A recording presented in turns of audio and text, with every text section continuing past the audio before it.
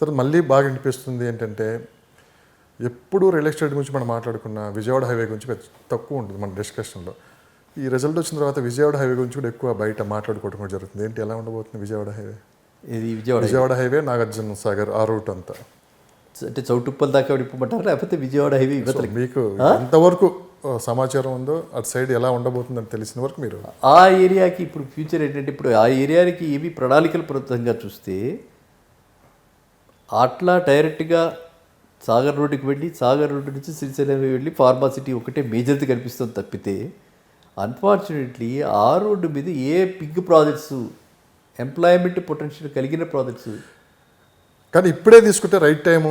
తర్వాత ఏదైనా పెద్ద ప్రాజెక్టులు వస్తే ఒక్కసారికి మనం పెట్టిన పెట్టుబడి డబుల్ అయ్యే అవకాశం ఉంది కూడా చాలామంది ఆలోచన ఇప్పుడు అక్కడ ఇన్వెస్ట్ చేయడానికి కూడా చూస్తున్నారు. మరి అలాంటి వాళ్ళకి మీరు ఇచ్చే సలహా ఏంటి? దానికి ఇప్పటికి రైట్ టైం అనుకుంటే మాత్రం శంషాబాద్ చుట్టుపక్కలే పెట్టాలి. అనుమానం లేదు. ఓకే అంతకంటే సిటీకి దగ్గరగా వేరే ప్లేస్ లేదు. ప్లస్ అక్కడైతే ఆల్రెడీ జరిగిపోయింది. శంషాబాద్ దగ్గర మెట్రో స్టేషన్కి ఆల్రెడీ సన్నాహాలన్నీ రెడీగా ఉన్నాయి.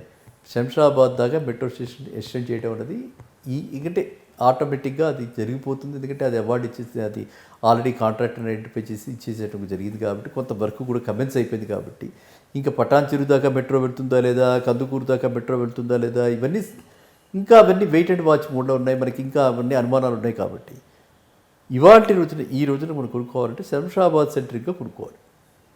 అది రిస్క్ ఫ్రీ. ఇంకా అలాగే కాకుండా మనం ఆలోచించామనుకోండి, కోకాపేట అవుట్ ఆఫ్ హ్యాండ్స్ అయిపోయింది, టీఎస్పీ అవుట్ ఆఫ్ హ్యాండ్స్ అయిపోయింది. ఇంక తర్వాత మిగిలింది మనకి అదే కదా. మనము రీజనల్ ఓఆర్ఆర్ మీద చిక్కితే ఓఆర్ఆర్ మీద మిగిలింది అదే కదా. ఒకటి.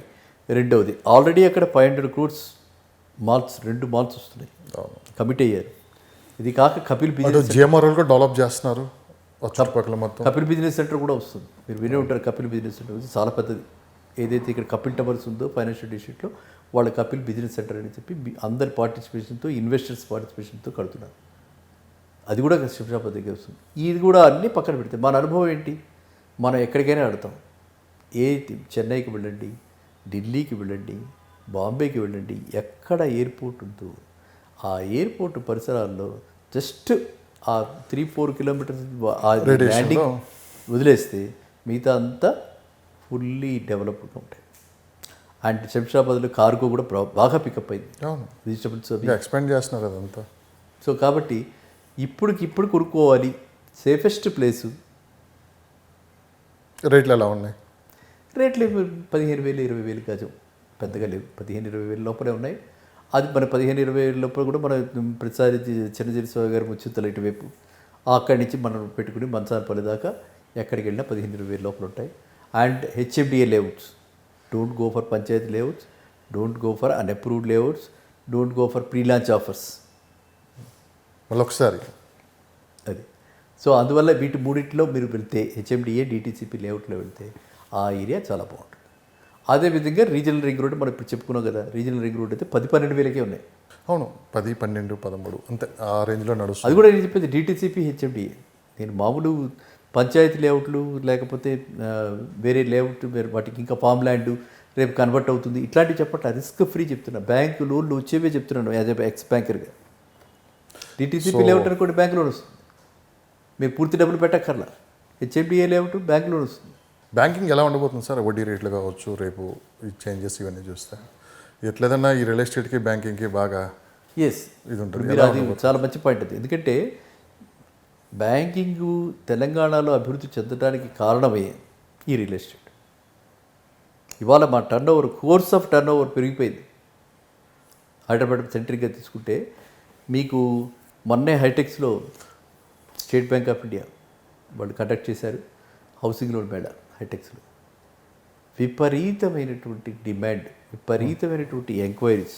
ఇది ఈ మార్కెట్లో పోస్ట్ ఎలక్షన్స్ కండక్ట్ చేసిన దాంట్లో మనకి ఇక్కడ కనిపించే ఎంక్వైరీస్ కనిపించే ఇంట్రెస్ట్ చూపిస్తున్నారు హైదరాబాద్ పట్ల.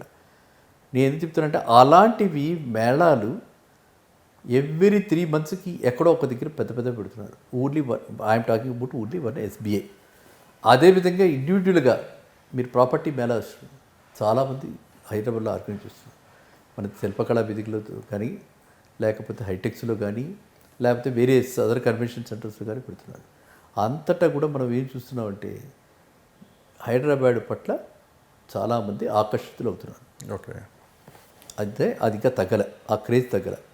నెంబర్ 1. నెంబర్ 2, చాలామంది ఏంటి, బ్యాంకు లోన్ వస్తుంది కాబట్టి సేఫ్, నాకు అవసరం లేదు లోన్, 100 రూపాయలు నా దగ్గర ఉన్నాయి, 25 రూపాయలైనా బ్యాంకు లోన్ ఇస్తే దీనికి డాక్యుమెంటేషన్ గురించి చూడక్కర్లా,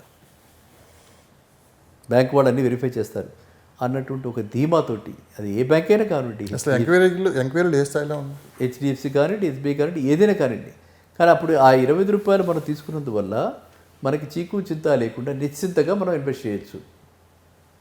వీఆర్ హ్యాపీ, ఈ రేటుకి మాట్లాడేసుకున్నాం, బ్యాంకులోకి వెళ్తే చాలు.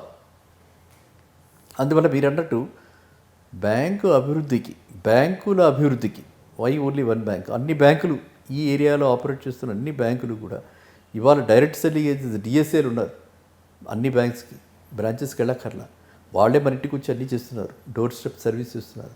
అట్లాంటి పరిస్థితుల్లో ఈ స్టేట్లో, తెలంగాణ స్టేట్లో ఈ అభివృద్ధి ఇలాగే కంటిన్యూ అవుతుంది అని బ్యాంకు వాళ్ళు ఎంతో ఇన్వెస్ట్ చేసి క్యాంపెయిన్స్ రన్ చేస్తున్నారు. ఒక క్యాంపెయిన్ రన్ చేయడం అంటే విషయం కాదు, మామూలు. మీరు అదే రంగం నుంచి బయటకు వచ్చారు, అందుకే చెప్తున్నాను. మీ ఆలోచనలు ఎలా ఉన్నాయి, బ్యాంకింగ్ వ్యవస్థ ఆలోచనలు ఎలా ఉన్నాయి? అదే చెప్తున్నాను.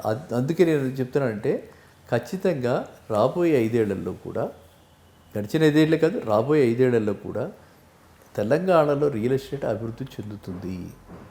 ఇంకా ఎంత రేట్లో పెరుగుతుంది, తరుగుతుందా, లేకపోతే గతాన్ని మించిన రేటా అన్నది మాత్రం 4-5 నెలల తర్వాత క్లారిటీ వస్తుంది.